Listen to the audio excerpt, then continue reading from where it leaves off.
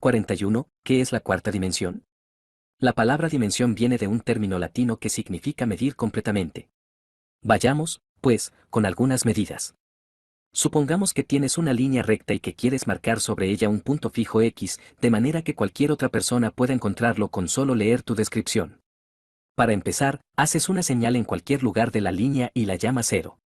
Mides luego y compruebas que X está exactamente a 2 pulgadas de la marca del 0. Si está a uno de los lados, convienes en llamar a esa distancia más 2, si está al otro, 2. El punto queda así localizado con un solo número, siempre que los demás acepten esas convenciones, donde está la marca del 0, y qué lado es más y cuál menos. Como para localizar un punto sobre una línea solo se necesita un número, la línea, o cualquier trozo de ella es unidimensional, un solo número para medir completamente. Pero supón que tienes una gran hoja de papel y que quieres localizar en ella un punto fijo X, empiezas en la marca del 0 y compruebas que está a 5 pulgadas, pero ¿en qué dirección? Lo que puedes hacer es descomponer la distancia en dos direcciones. 3 pulgadas al norte y 4 al este. Si llamamos al norte más y al sur menos y al este más y al oeste menos, podrás localizar el punto con dos números, más 3, más 4. O también puedes decir que está a 5 pulgadas del 0 y a un ángulo de 36,87 grados de la línea este-oeste. De nuevo dos números, 5 y 36,87 grados. Hagas lo que hagas, siempre necesitarás dos números para localizar un punto fijo en un plano. Un plano, o cualquier trozo de él, es bidimensional.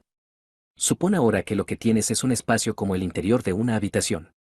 Un punto fijo X lo podrías localizar diciendo que está a 5 pulgadas, por ejemplo, al norte de la marca 0, 2 pulgadas al este de ella y 15 pulgadas por encima de ella. O también dando una distancia y dos ángulos. Hagas lo que hagas, siempre necesitarás tres números para localizar un punto fijo en el interior de una habitación o en el interior del universo.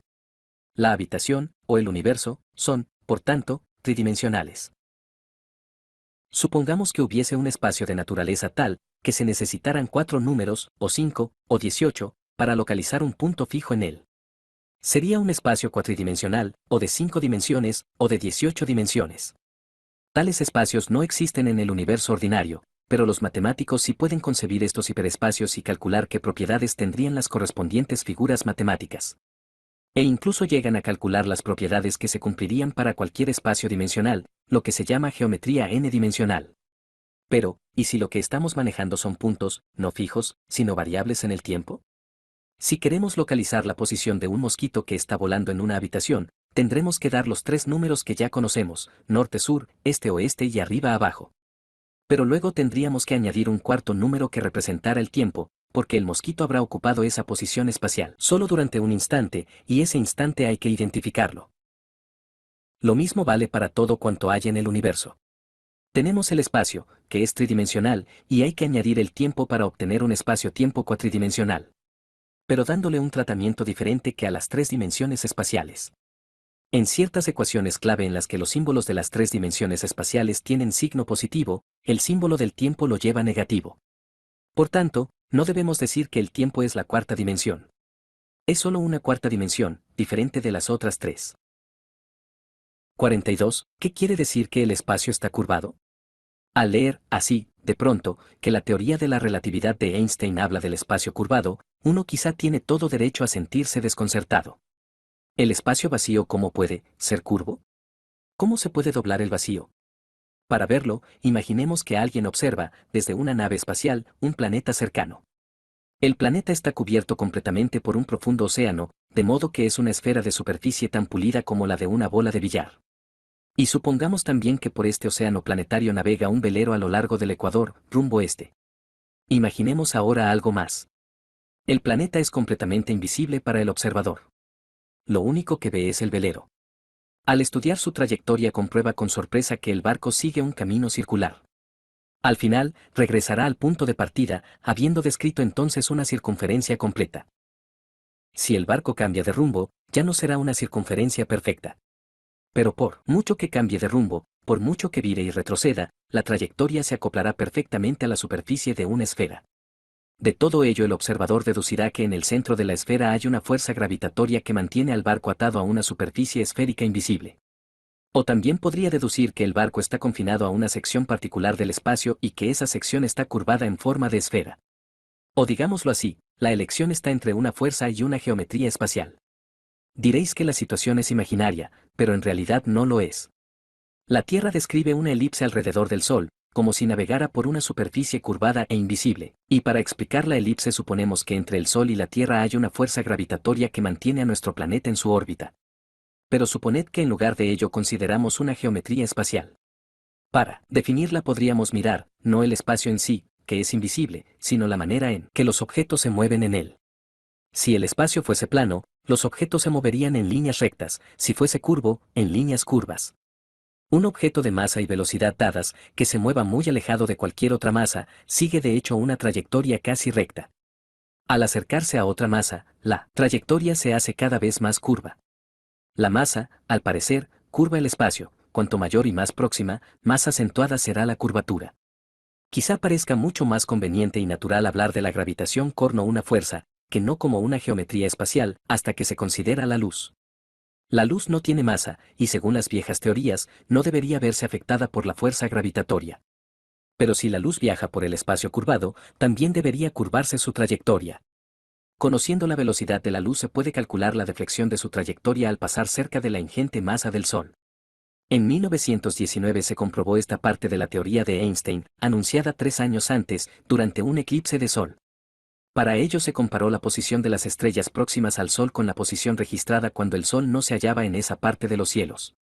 La teoría de Einstein quedó confirmada y desde entonces es más exacto hablar de la gravedad en función del espacio curvado, que no en función de una fuerza. Sin embargo, justo es decir que ciertas medidas, muy delicadas, de la forma del Sol, realizadas en 1967, pusieron en duda la teoría de la gravitación de Einstein. Para ver lo que pasará ahora y en el futuro habrá que esperar. 43. En muchas novelas de ciencia ficción se leen cosas sobre campos de fuerza e hiperespacio. ¿Qué son? ¿Existen realmente? Toda partícula subatómica da lugar a por lo menos una de 4 clases distintas de influencias, la gravitatoria, la electromagnética, la nuclear débil y la nuclear fuerte. Cualquiera de ellas se extiende desde su fuente de origen en la forma de un campo que, en teoría, permea el universo entero. Los campos de un gran número de partículas juntas pueden sumar sus influencias y crear un campo resultante muy intenso. El campo gravitatorio es, con mucho, el más débil de los 4, pero el del Sol, cuerpo compuesto por un número enorme de partículas, es muy fuerte, precisamente por la razón anterior. Dos partículas colocadas dentro de un campo pueden moverse al encuentro una de otra o alejarse entre sí, según sea la naturaleza de las partículas y del campo, y, además lo harán con una aceleración que depende de la distancia entre ambas. La interpretación que se suele dar a estas aceleraciones es que están producidas por fuerzas, con lo cual se habla de campos de fuerza. En este sentido, existen realmente. Ahora bien, los campos de fuerza que conocemos tienen siempre por origen la materia y no existen en ausencia de ella, mientras que en los relatos de ciencia ficción es a veces muy útil imaginar la construcción de intensos campos de fuerza sin materia. El novelista puede así convertir una sección del vacío en una barrera contra partículas y radiación. Igual que si fuese una lámina de acero de 6 pies de espesor. Tendría todas las fuerzas interatómicas, pero ninguno de los átomos que las crean. Esos campos de fuerza libres de materia son un recurso muy útil de la ciencia ficción, pero sin base alguna en la ciencia actual. El hiperespacio es otro recurso útil de la ciencia ficción, un artificio para burlar la barrera de la velocidad de la luz. Para ver cómo funciona, pensad en una hoja de papel plana y muy grande, en la que hay 2 puntos a 6 pies uno de otro. Imaginad ahora un lentísimo caracol que solo pueda caminar 1 pie por hora. Está claro que tardará 6 horas en pasar de un punto al otro. Pero suponed que cogemos ahora esa hoja de papel, que en esencia es bidimensional, y la doblamos por la tercera dimensión, poniendo casi en contacto los 2 puntos. Si la distancia es ahora de solo 1/10 de pulgada y si el caracol es capaz de cruzar de algún modo el espacio que queda entre los 2 trozos de papel así doblados, podrá pasar de un punto a otro en medio minuto exactamente. Vayamos ahora con la analogía. Si tenemos 2 estrellas que distan 50 años luz entre sí, una nave espacial que vuele a la máxima velocidad, la de la luz, tardará 50 años en ir de una a otra, referidos a alguien que se encuentre en cualquiera de estos 2 sistemas estelares. Todo esto crea numerosas complicaciones, pero los escritores de ciencia ficción han descubierto un modo de simplificar los argumentos, y es pretender que la estructura del espacio, en esencia tridimensional, puede doblarse por una cuarta dimensión espacial, dejando así entre las 2 estrellas un vano cuatridimensional muy pequeño. La nave cruza entonces ese estrecho y se presenta en la estrella en un santiamén. Los matemáticos acostumbran a hablar de los objetos de 4 dimensiones como si se tratara de objetos análogos tridimensionales y añadiendo luego el prefijo hiper, palabra griega que significa por encima de, más allá de. Un objeto cuya superficie dista lo mismo del centro en las 4 dimensiones es una hiperesfera. Y de la misma manera podemos obtener el hipertetraedro, el hipercubo y el hiperelipsoide. Con este convenio podemos llamar hiperespacio a ese vano cuatridimensional entre las estrellas. Pero, viva el cielo, que por muy útil que le sea al escritor de ciencia ficción el hiperespacio, nada hay en la ciencia actual que demuestre la existencia de tal cosa, salvo como abstracción matemática. 44. ¿Qué es la antigravedad? ¿Cómo puede estudiarse? Hay dos tipos de campos, los electromagnéticos y los gravitatorios, cuya intensidad decrece con el cuadrado de la distancia. Esta disminución de intensidad es suficientemente lenta para permitir que un campo electromagnético o gravitatorio sea detectable a grandes distancias. La Tierra está firmemente sujeta por el campo gravitatorio solar, pese a que el Sol está a 150 millones de kilómetros. Sin embargo, el campo gravitatorio es, con mucho, el más débil de los dos.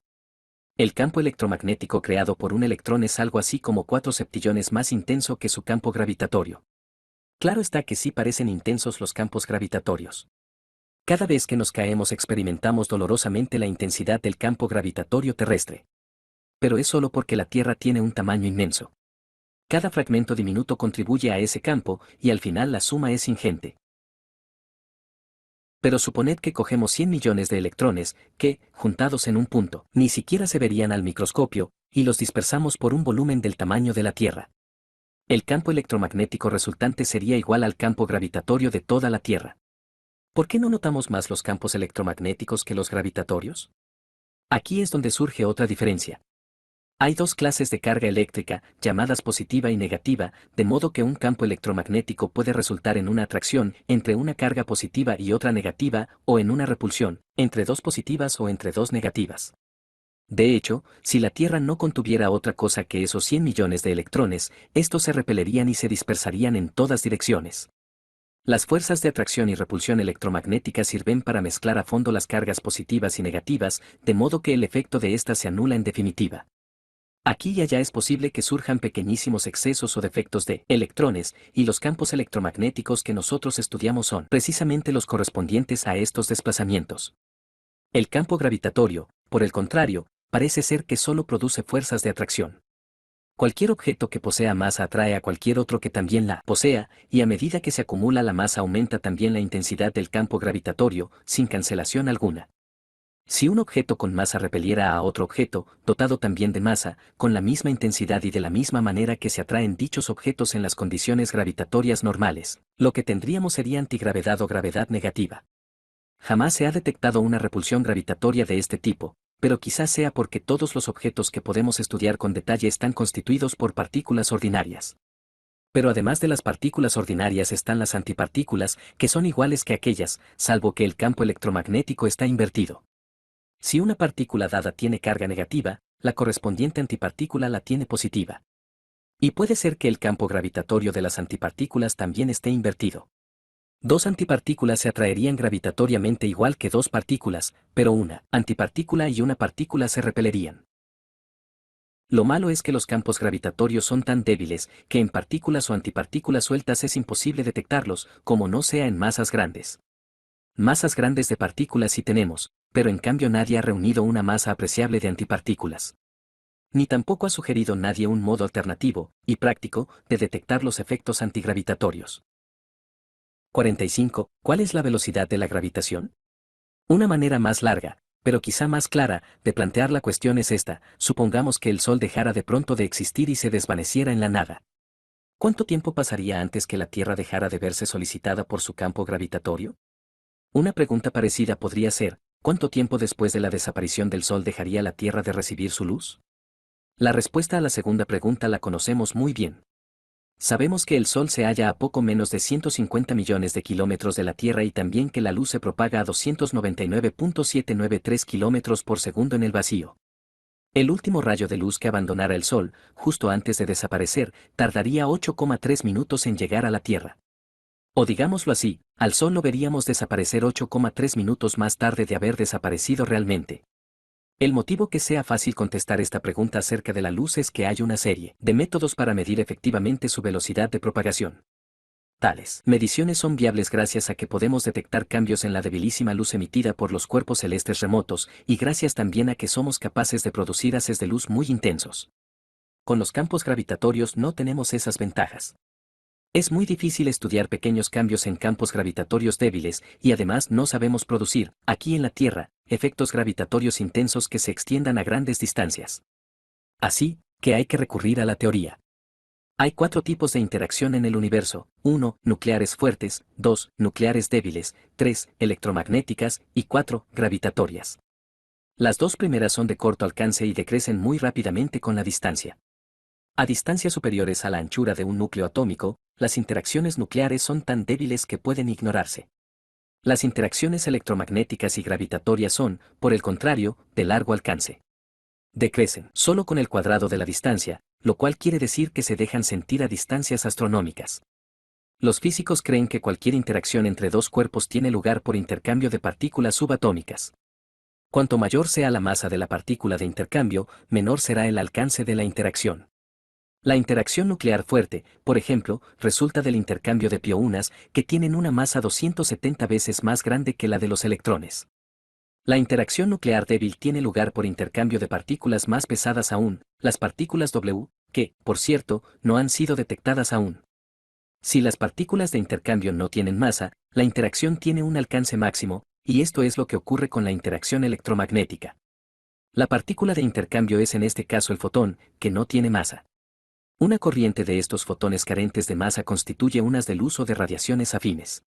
La interacción gravitatoria, que tiene un alcance tan grande como la electromagnética, ha de implicar una partícula de intercambio carente también de masa, lo que se llama el gravitón. Pero los físicos tienen buenas razones para suponer que las partículas sin masa no pueden viajar por el vacío a una velocidad superior a la de la luz, es decir, a 299.793 km por segundo, ni más ni menos. Si es así, los gravitans viajan exactamente a la velocidad de los fotones. Lo cual significa que los últimos gravitans que emitiera el Sol al desaparecer llegarían hasta nosotros junto con los últimos fotones. En el momento en que dejásemos de ver el Sol, dejaríamos también de estar bajo su atracción gravitatoria. En resumen, la gravitación se propaga a la velocidad de la luz. 46. ¿Qué es la teoría del campo unificado? A mediados del siglo XIX se conocían 4 fenómenos que eran capaces de hacerse notar a través del vacío.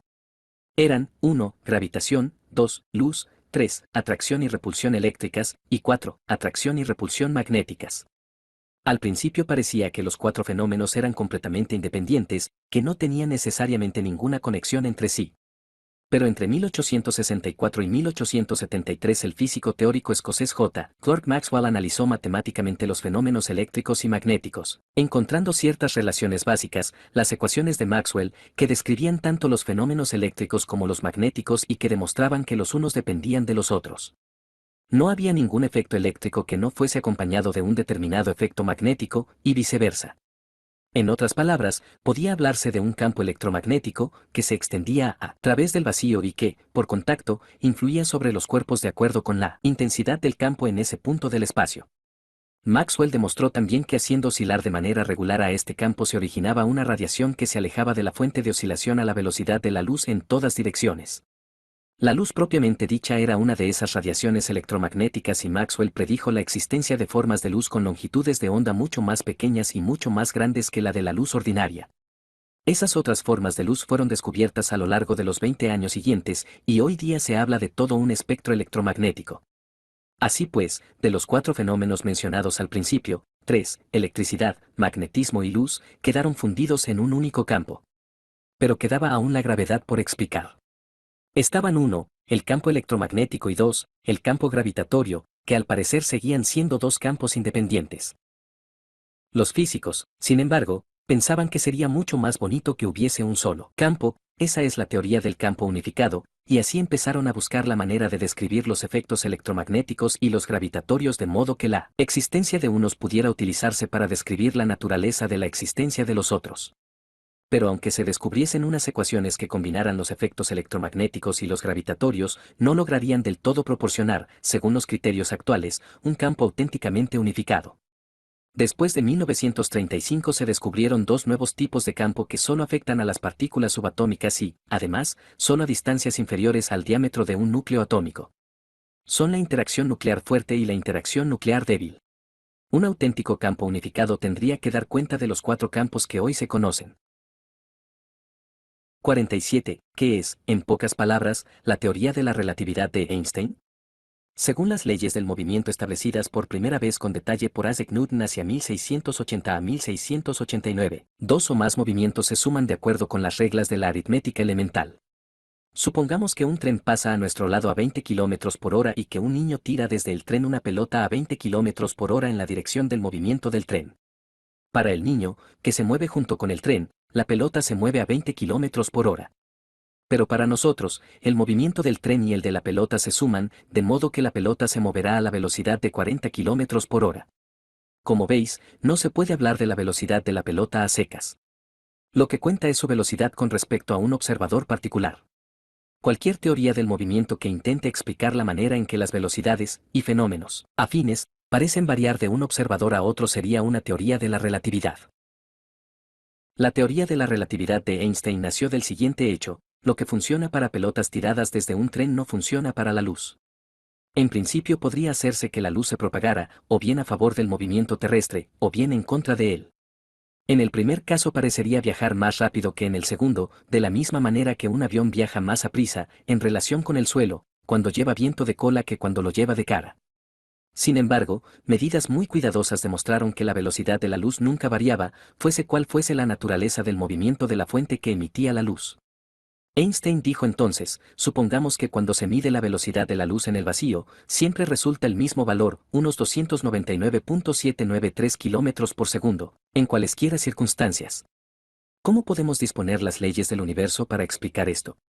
Einstein encontró que para explicar la constancia de la velocidad de la luz había que aceptar una serie de fenómenos inesperados. Halló que los objetos tenían que acortarse en la dirección del movimiento, tanto más cuanto mayor fuese su velocidad, hasta llegar finalmente a una longitud nula en el límite de la velocidad de la luz, que la masa de los objetos en movimiento tenía que aumentar con la velocidad, hasta hacerse infinita en el límite de la velocidad de la luz, que el paso del tiempo en un objeto en movimiento era cada vez más lento a medida que aumentaba la velocidad, hasta llegar a pararse en dicho límite, que la masa era equivalente a una cierta cantidad de energía y viceversa. Todo esto lo elaboró en 1905 en la forma de la teoría especial de la relatividad, que se ocupaba de cuerpos con velocidad constante. En 1915 extrajo consecuencias aún más sutiles para objetos con velocidad variable, incluyendo una descripción del comportamiento de los efectos gravitatorios. Era la teoría general de la relatividad. Los cambios predichos por Einstein solo son notables a grandes velocidades. Tales velocidades han sido observadas entre las partículas subatómicas, viéndose que los cambios predichos por Einstein se daban realmente y con gran exactitud.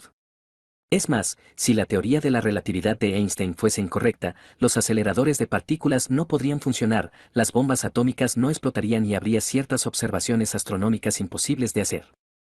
Pero a las velocidades corrientes, los cambios predichos son tan pequeños que pueden ignorarse. En estas circunstancias rige la aritmética elemental de las leyes de Newton, y como estamos acostumbrados al funcionamiento de estas leyes, nos parecen ya de sentido común, mientras que la ley de Einstein se nos antoja extraña. 48. ¿Por qué la materia no puede moverse más deprisa que la velocidad de la luz? Parte 1. La energía suministrada a un cuerpo puede influir sobre él de distintas maneras. Si un martillo golpea a un clavo en medio del aire, el clavo sale despedido y gana energía cinética o, dicho de otro modo, energía de movimiento. Si el martillo golpea sobre un clavo incrustado en madera dura e incapaz por tanto de moverse, el clavo seguirá ganando energía, pero en forma de calor. Albert Einstein demostró en su teoría de la relatividad que la masa cabía contemplarla como una forma de energía, y el invento de la bomba atómica probó que estaba en lo cierto. Al añadir energía a un cuerpo, esa energía puede aparecer por tanto en la forma de masa, o bien en otra serie de formas.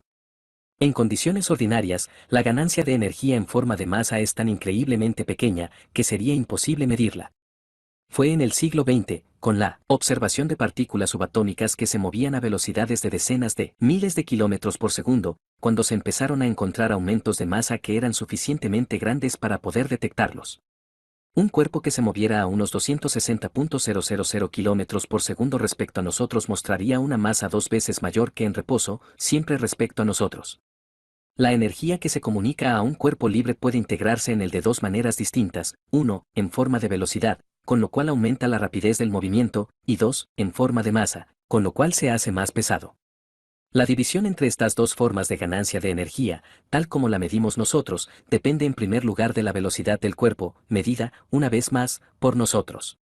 Si el cuerpo se mueve a velocidades normales, prácticamente toda la energía se incorpora en forma de velocidad, el cuerpo se mueve más a prisa sin sufrir apenas ningún cambio de masa.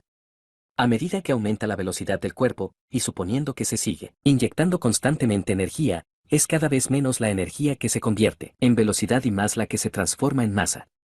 Observamos que aunque el cuerpo siga moviéndose cada vez más rápido, el ritmo de aumento de velocidad decrece. Como contrapartida notamos que gana masa a un ritmo ligeramente mayor. Al aumentar aún más la velocidad y acercarse a los 299.793 km por segundo, que es la velocidad de la luz en el vacío, casi toda la energía añadida entra en forma de masa. Es decir, la velocidad del cuerpo aumenta muy lentamente, pero ahora es la masa la que sube a pasos agigantados.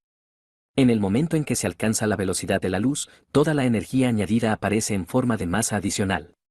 El cuerpo no puede sobrepasar la velocidad de la luz, porque para conseguirlo hay que comunicarle energía adicional, y a la velocidad de la luz toda esa energía, por mucha que sea, se convertirá en nueva masa, con lo cual la velocidad no aumentará ni un ápice. Todo esto no es pura teoría. Los científicos han observado con todo cuidado durante años las partículas subatómicas. En los rayos cósmicos hay partículas de energía increíblemente alta, pero por mucho que aumenta su masa, la velocidad nunca llega a la de la luz en el vacío. La masa y la velocidad de las partículas subatómicas son exactamente como predice la teoría de la relatividad, y la velocidad de la luz es una velocidad máxima como una cuestión de hecho, no en virtud de simples especulaciones. 49. ¿Por qué la materia no puede moverse más deprisa que la velocidad de la luz? Parte 2. Las explicaciones anteriores no dejaron sentada del todo la cuestión, sino que plantearon dudas e incitaron a muchos a formular por carta nuevas preguntas. Algunos preguntaban, ¿por qué se convierte la energía en masa y no en velocidad? ¿O por qué se propaga la luz a 299.793 km por segundo y no a otra velocidad? Hoy por hoy, la única respuesta posible a esas preguntas es, porque así es el universo. Otros preguntaban, ¿cómo aumenta la masa? Esto ya es más fácil.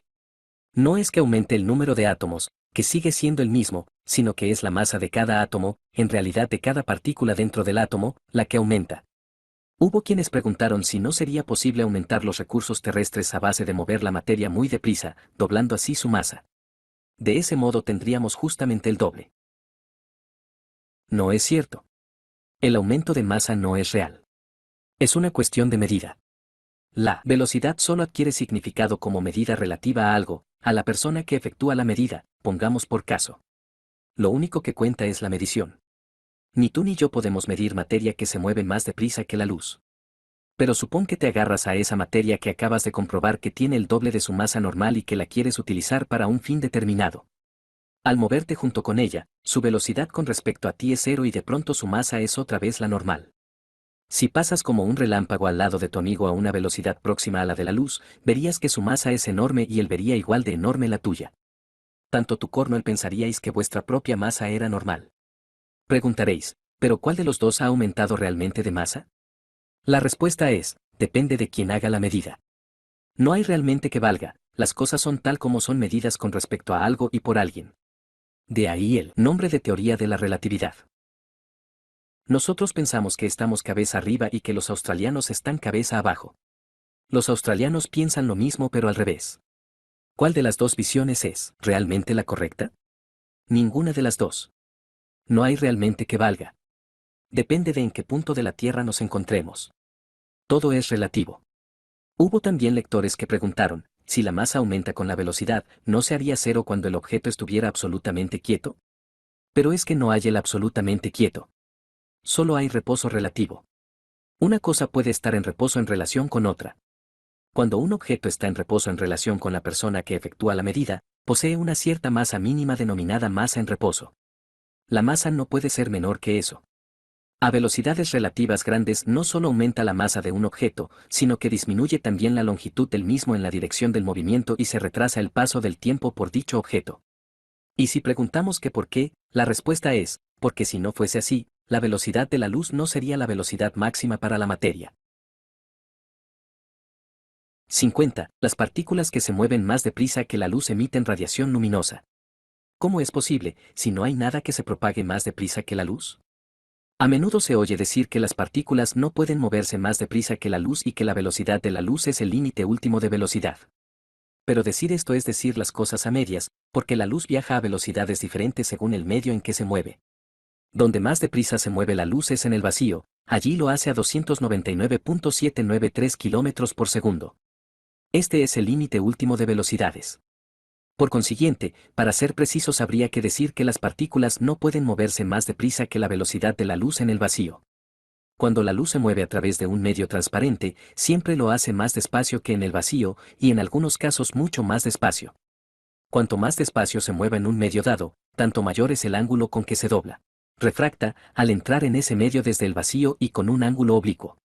La magnitud de ese doblamiento viene definida por lo que se denomina el índice de refracción. Si dividimos la velocidad de la luz en el vacío por el índice de refracción de un medio dado, lo que obtenemos es la velocidad de la luz en dicho medio. El índice de refracción del aire, a la presión y temperatura normales, es aproximadamente 1,0003, de modo que la velocidad de la luz en el aire es 299.793 dividido por 1,0003 o 299.703 km por segundo. Es decir, 90 km por segundo menos que la velocidad de la luz en el vacío. El índice de refracción del agua es 1,33, del vidrio corriente 1,7 y del diamante 2,42. Esto significa que la luz se mueve a 225.408 km por segundo por el agua, a 176.349 km por segundo por el vidrio y a solo 123.881 km por segundo por el diamante. Las partículas no pueden moverse a más de 299.793 km por segundo, pero desde luego sí a 257.500 km por segundo, pongamos por caso, incluso en el agua. En ese momento están moviéndose por el agua a una velocidad mayor que la de la luz en el agua. Es más, las partículas pueden moverse más deprisa que la luz en cualquier medio excepto el vacío. Las partículas que se mueven más deprisa que la luz en un determinado medio distinto del vacío emiten una luz azul que van dejando tras de sí como si fuese una cola. El ángulo que forman los lados de esta cola con la dirección de la partícula depende de la diferencia entre la velocidad de la partícula y la de la luz en ese medio. El primero que observó esta luz azul emitida por las partículas más veloces que la luz fue un físico ruso llamado Pavel Cherenkov, que anunció el fenómeno en 1934. Esa luz se denomina, por tanto, radiación de Cherenkov. En 1937, otros dos físicos rusos, Ella M. Frank e Igor Tam, explicaron la existencia de esta luz, relacionándola con las velocidades relativas de la partícula y de la luz en el medio que se tratara. Como resultado de ello, los tres recibieron en 1958 el Premio Nobel de Física. Para detectar dicha radiación y medir su intensidad y la dirección con que se emite, se han diseñado instrumentos especiales, llamados contadores de Cherenkov. Los contadores de Cherenkov son muy útiles porque solo son activados por partículas muy rápidas y porque el ángulo de emisión de la luz permite calcular fácilmente su velocidad. Los rayos cósmicos muy energéticos se mueven a una velocidad tan próxima a la de la luz en el vacío, que producen radiación de Cherenkov incluso en el aire. Los taquiones, partículas hipotéticas que solo se pueden mover más deprisa que la luz en el vacío, dejarían un brevísimo relámpago de radiación de Cherenkov incluso en el vacío. Las esperanzas que tienen los físicos de probar la existencia real de los taquiones se cifran en detectar precisamente esa radiación de Cherenkov, suponiendo que existan, claro está,